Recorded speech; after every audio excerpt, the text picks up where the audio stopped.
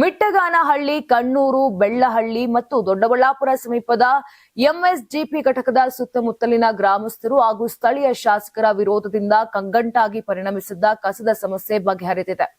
ಘಟಕಗಳಲ್ಲಿ ಕಸ ವಿಲೇವಾರಿ ಕಾರ್ಯ ಪುನರಾರಂಭವಾಗಿದೆ. ಆಡಳಿತ ಮತ್ತು ವಿಪಕ್ಷಗಳ ನಡುವಿನ ಕಸದ ರಾಜಕೀಯಕ್ಕೆ ತೆರೆ ಬಿದ್ದಿದೆ. ಬೆಂಗಳೂರು ಘನತ್ಯಾಜ್ಯ ನಿರ್ವಹಣಾ ನಿಯಮಿತ ಅಧಿಕಾರಿಗಳು ಘಟಕಗಳ ಸುತ್ತಮುತ್ತಲಿನ ಗ್ರಾಮಸ್ಥರು ಹಾಗೂ ಸ್ಥಳೀಯ ಶಾಸಕರ ಮನವೊಲಿಸುವಲ್ಲಿ ಯಶಸ್ವಿಯಾಗಿದ್ದು ಅನುದಾನದ ಭರವಸೆ ನೀಡಿದ್ದಾರೆ. ಈ ಹಿನ್ನೆಲೆ ಮಿಟ್ಟಗಾನಹಳ್ಳಿ, ಕಣ್ಣೂರು, ಬೆಳ್ಳಹಳ್ಳಿ ಭೂಭರ್ತಿ ಘಟಕ ಹಾಗೂ ಎಂಎಸ್ಜಿಪಿ ಘಟಕದಲ್ಲಿ ಕಸ ವಿಲೇವಾರಿಗೆ ಅವಕಾಶ ಕಲ್ಪಿಸಲಾಗಿದೆ.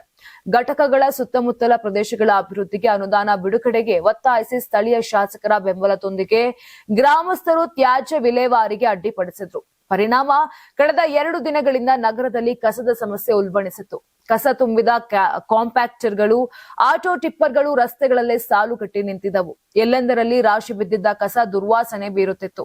ಸದ್ಯ ಘಟಕಗಳ ಸುತ್ತಲಿನ ಗ್ರಾಮಸ್ಥರು ಪ್ರತಿಭಟನೆ ಕೈಬಿಟ್ಟಿದ್ದು ಕಸ ವಿಲೇವಾರಿ ಕಾರ್ಯವು ಯಥಾಸ್ಥಿತಿಗೆ ಮರಳಿದೆ. ಘಟಕಗಳ ಬಳಿಯೇ ಸಾಲುಗಟ್ಟಿ ನಿಂತಿದ್ದ ಕಾಂಪ್ಯಾಕ್ಟರ್ಗಳು ಕಸ ವಿಲೇವಾರಿ ಮಾಡಿವೆ. ನಗರದಲ್ಲಿ ಆಟೋ ಟಿಪ್ಪರ್ಗಳಿದ್ದ ಕಸವನ್ನ ಕಾಂಪ್ಯಾಕ್ಟರ್ಗಳಿಗೆ ವರ್ಗಾಯಿಸಲಾಗಿದೆ. ಫೆಬ್ರವರಿ 19ರಂದು ಒಂದೇ ದಿನ 547 ಕಾಂಪ್ಯಾಕ್ಟರ್ಗಳು ಕಸ ವಿಲೇವಾರಿ ಮಾಡಿವೆ. ಎಂಎಸ್ಜಿಪಿ ಘಟಕದಲ್ಲಿ 70 ಲೋಡ್ಗಳಷ್ಟು ಕಸ ಸುರಿಯಲಾಗಿದೆ.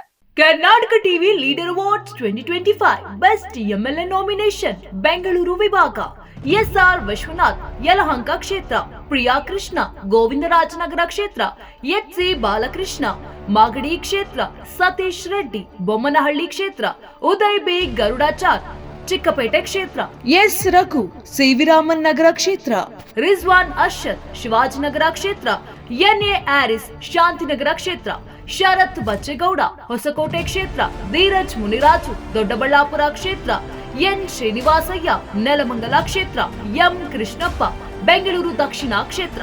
ಕರ್ನಾಟಕ ಟಿವಿ ವಾಟ್ಸ್ಆಪ್ ಚಾನೆಲ್ ಮೂಲಕ ವೋಟ್ ಮಾಡಿ ಹಾಗೂ ಇವರಲ್ಲಿ ಬೆಸ್ಟ್ ಎಂಎಲ್ಎ ಯಾರು ಕಮೆಂಟ್ ಮಾಡಿ. ನೀವು ಸಣ್ಣ ಆಗ್ಬೇಕಲ್ವಾ? ಅದು ಒಂದು ಉತ್ತಮ ಆಹಾರದಿಂದ ಸಣ್ಣ ಆಗ್ಬೇಕಲ್ವಾ? ಪ್ರತಿದಿನ ನಮ್ಮ ಜೀನಿ ಸ್ಲಿಮ್ ನ ಯೂಸ್ ಮಾಡಿ ಯಾವುದೇ ಸೈಡ್ ಎಫೆಕ್ಟ್ ಇಲ್ದಂಗೆ ನೀವು ಸಣ್ಣ ಆಗ್ತೀರಾ.